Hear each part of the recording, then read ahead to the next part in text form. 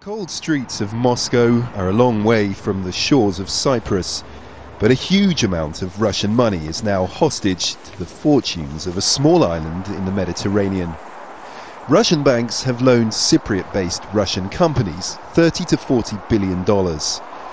Analysts warn that the Russian economy could take a hit if a sickly Cyprus needed to block loan repayments.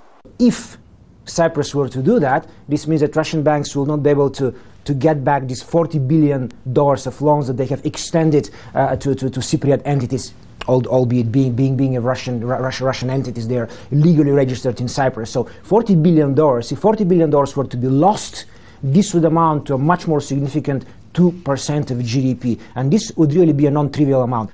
Russian citizens hold an estimated $26 billion in Cypriot deposits. That's more than Cyprus's entire GDP.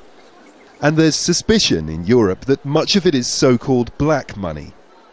That explains why the EU is reluctant to issue a bailout that would rescue Russian depositors. It would rather they pick up some of the bill. Russia's banks, businesses and businessmen, some of them shadier than others, have been enjoying Cyprus's lax regulation and low taxation for years. And the message coming from the EU is that if Russia has invested so much in Cyprus, then Russia has a role to play in helping Cyprus out. The EU hopes Russia will extend a $3.3 billion bilateral loan to Cyprus. When the island's finance minister visits Moscow later this week, he's likely to come cap in hand. But it's not clear how generous Russia will be feeling. Forestier-Walker, Al Jazeera, Moscow.